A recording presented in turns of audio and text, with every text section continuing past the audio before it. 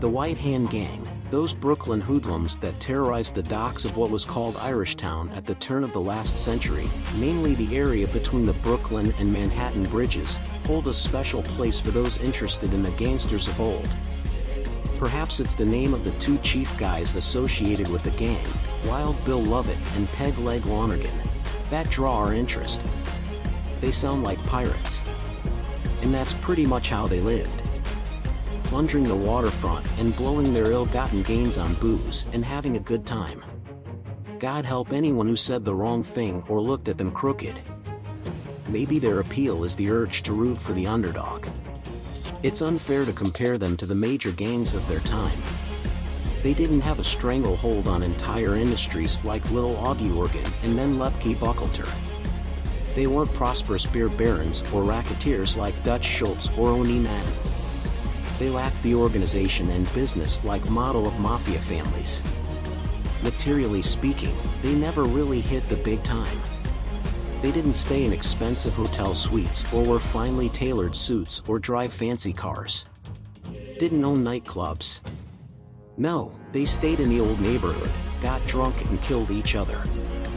It has come down that the term White Hand was adopted by the Irish as an answer to the Italian Black Hand. But most likely it has its origins in the fact that at the turn of the century, Irish hoodlums were terrorizing black residents of the area and either took on the moniker themselves or were labeled with it by the press. As the years went on, it became a go-to term for Irish gangsters from that region of Brooklyn. The White Hand-Black Hand comparison is due to Gangland mythology that would have us believe that, for the better part of a decade, the two criminal elements battled it out for waterfront dominance, Irish versus Italian, winner take all. Leaving the borough littered with bodies. Fact of the matter is, the Italians didn't have to kill the Irish off, they did it themselves. Just like Jewish gangsters battled each other, and the Italians fought each other, so too for the sons of Hibernia. The moniker, White Hand Gang, was actually dying out by the start of World War I, but with the many deaths during the 1920s, newspapers resurrected it as an umbrella term for Brooklyn's Irish waterfront racketeers. Lovett, Lonergan and the rest would not have considered themselves white-handers. Their story is best seen through the eyes of Anna Lonergan, known as the Irish Rose of the Waterfront. Born into a crime family, her maternal uncle was Lower Manhattan gang leader John Yakey Yake Brady, who, at the turn of the century was doing battle with the likes of Monk Eastman. Her father fought under his leadership and both parents were involved in shootings at that time. Around 1904, Uncle Yakey thought it best to move to New Jersey where things were safer. It was reported that he died there of tuberculosis. It was also reported that he faked his death to start life anew under an alias. Either way, his involvement with the gangs of New York were done. With the exit of Brady, Anna's parents moved the family to Brooklyn. Little did Anna know while growing up in Irishtown that, more than any other woman, she would experience the horrors of the dock gangs in the coming years. She spent more time in the morgue than any other Irishtown gal. Not only did she have to identify two husbands and a brother, but she took it upon herself to identify their friends and cohorts as well, so their wives and mothers could be spared. Anna's future first husband was William Lovett, a voracious drinker with a quick trigger finger. Known as Wild Bill, Lovett had his run-ins with the law during the years preceding World War I and possibly raised hell with a gang called the Red Onions, whose leader around this time was a gunman named Dennis Meehan. Called Dinny, Meehan had been exonerated for murder and would be moving into waterfront rackets by the end of the decade. On April 4, 1917, the United States declared war on Germany. 2 weeks later Lovett enlisted. He joined the infantry and eventually ended up a machine gunner. He arrived in Europe in April of 1918 and his return ship pulled into Hoboken, New Jersey, on July 20, 1919. Newspapers of the era state that he served with distinction and received the Distinguished Service Cross for venturing into no man's land and pulling a comrade or two back to safety. The press hailed him a war hero in subsequent articles. Though he was honorably discharged 6 days after returning home, his name does not currently appear in any military databases as receiving any special citations. Back in Irishtown, Lovett became leader of a group of ruffians known as the J Street Gang. They had carved out a few piers at the foot of J Street and took control of the loaders. Once freight had been unloaded from the ships onto the piers, it was the loaders that hauled it to the waiting trucks that would transport it to its final destination. It was the lowest job on the docks, but an important cog in the machine. If trucks showed up and refused to use Lovett's men, the drivers could look forward to a beating or having their trucks destroyed. It was cheaper to deal with the likes of Lovett. As boss of the loaders, he chose who worked and they'd kick back a percentage of their pay to him. It wasn't uncommon for merchandise to disappear now and again either. Lovett's lieutenants included Matthew Martin, called Matty, Charles Donnelly, known as Red, or Cute Charlie, because he was anything but, and Richard Lonergan. If not for an unfortunate run-in with a streetcar that cost him the bottom half of his left leg, the freckled-faced ginger probably would have been called Red or Spot, but once he was fitted with a prosthetic limb, he became known as Peg-Leg Lonergan. By this time, Denny Meehan was a dock boss controlling some of the waterfront rackets spanning from the Brooklyn Bridge to the Gowanus Canal. Trouble began when Meehan either tried to muscle in on Lovett's piers or tried to get him to pay a weekly tribute.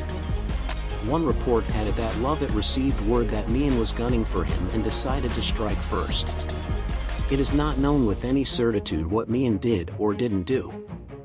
What is known is that on the afternoon of March 31, 1920, Lovett and a few followers, including Peg-Leg Lonergan, pulled up to Meehan's apartment building to settle things permanently. No one would have suspected the group meant trouble. They casually entered the building, even commenting on the weather to two tenants who were perched on the stoop. They made their way upstairs and entered Meehan's unlocked apartment. They were greeted by Meehan's young son, who was playing in the living room. Not seeing Denny, they headed for the bedroom. "Don't go in there," the youngster said. "My papa and mama are asleep and you'll wake them." Lovett patted the boy on the head and assured him that they were just going to peek inside. The little boy tried to block them but was pushed aside. Entering the room, they saw the dock boss napping in bed next to his wife. Drawing their guns, they let Meehan have it. A total of 5 shots were fired, one of which pierced Meehan's head and plowed into his wife's shoulder. Meehan wasn't the first notch on Lovett's shooting iron. The previous Halloween, he and Red Donnelly killed an Italian guy named Samuel D'Angelo. We don't know why, but the two Irishmen approached him in a restaurant and fired 3 bullets into him. One account has it that he was related to a guy who had harmed one of their friends. Lovett and Donnelly were captured after a short chase but beat the rap. September 21, 1920, 6 men were carrying on in the rear of Charles Ruppert's bar. Those slaking their thirst in the front of the tavern had their drinking session interrupted by the sound of several gunshots. 5 of the men fled from the saloon. The bartender peeked into the rear room and found the 6th man, Danny Gillen, dead on the floor. After the Gillen murder, Lovett took a powder. Years later, Anna stated that Bill killed Gillen, but it wasn't over gangster business. According to Anna, a cat had entered the saloon and Gillen mistreated it. Bill, drunk and with a weak spot for animals, drew his gun and killed him. It was no secret to the police that Lovett killed Gillen, but they couldn't find him. They picked up Red Donnelly and another guy named McCardle and tried to hold them while they searched for Lovett, but nothing came of it and they were released.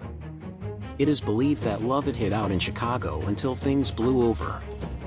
A little over 2 years later, in December of 1922, Lovett walked into the police station with a lawyer and told them that he heard that they were looking for him. He was locked up while they tried to build cases against him in both the Meehan and the Gillen murders, but he was exonerated after 10 days. Not everyone was happy to have Wild Bill back in Brooklyn. On January 3, 1923, 3 weeks after he was freed for the 2 murders, a friend found Lovett in the back of a rundown shanty. He'd been shot 3 times in the chest. he was rushed to the hospital where he was told that he was going to die. Police questioned him, but he struck true to the gangster code, barking weakly at the cops, "I got mine. Don't ask me any questions." They tried again later. "Don't try to pump me," he scowled. "It's give and take. When we get it, we take it and say nothing." Bill surprised everyone and pulled through. He left the hospital in mid-March. 3 weeks after his release, Lovett was arrested for disorderly conduct when a cop found him drunk and tried to shoo him along. Bill started fighting and cursing. In front of the judge, Bill's lawyer claimed that he was innocent, but Lovett, not one to dodge responsibility, cut him off and pled guilty as charged. He received 15 days in the workhouse. On May 3rd, a week or so after being released from the workhouse, a dozen men walked into a saloon and soon an argument broke out. They took the meeting into a private room where the argument grew even louder, then came the gunshots. Everyone fled except the Quilty brothers. 24-year-old Tim lay dead on the floor near his brother James, who was prone with a stab wound to the head, but still alive. Lovett was named as the killer and went into hiding. Detectives picked him up a week later, but nothing came of it. May came to an end with both Lovett and Peg Leg Lonergan under arrest for the murder of a rival named Eddie Hughes. They beat the rap. Between murders, Wild Bill fell in love. The object of his desire was, of course, Anna Lonergan, sister of his pal Peg Leg Lonergan. The two tied the knot that summer and Lovett announced that he was going straight.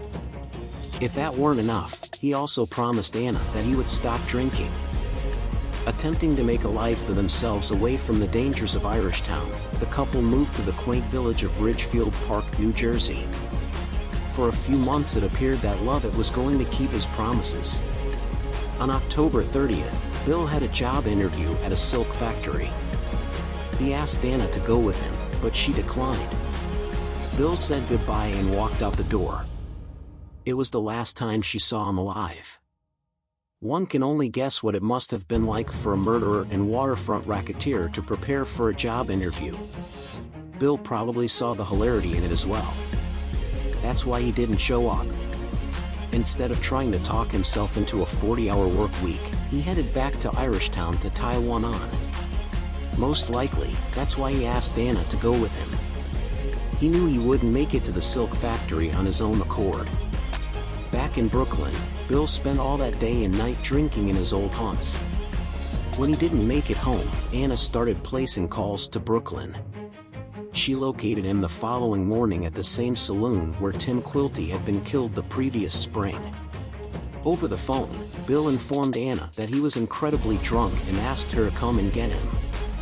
She bawled him out and hung up on him. An act she would always regret. With no job prospects and an angry wife waiting for him in New Jersey, Lovett decided to put the Wild back into Wild Bill and spent the rest of Halloween on a bender. That night, he and a friend stumbled into a waterfront shanty to sleep off their drunks. At some point his buddy woke up and wandered home. Between 2 and 3 a.m. somebody or somebodies entered the shanty, a .32 caliber automatic at the ready. They approached the one-time terror of the waterfront, who was now sprawled out on the floor, his head resting on his rolled-up coat. When they were within a few feet, the trigger was pulled 5 times. 2 bullets crashed into the left side of his head, crushing both sides of his skull. 2 more pierced his neck and a 5th slammed into his shoulder. Bill Lovett, husband, gang leader, and war hero was dead. The murder was never solved. Was it Tim Quilty's brother? Friends of Eddie Hughes, Denny Meehan, or Danny Gillen? Perhaps it was pals of Sam D'Angelo seeking vengeance on the 4th anniversary of his murder. There was no shortage of suspects. Bill was given a funeral with full military honors, including a rifle salute and a bugler playing taps. His funeral lends credence to the war hero stories. The White Hand saga didn't end with Wild Bill. There was another decade's worth of death and mayhem in store for the gang in general and Anna in particular. Be sure to check out part 2 of The White Hand Gang.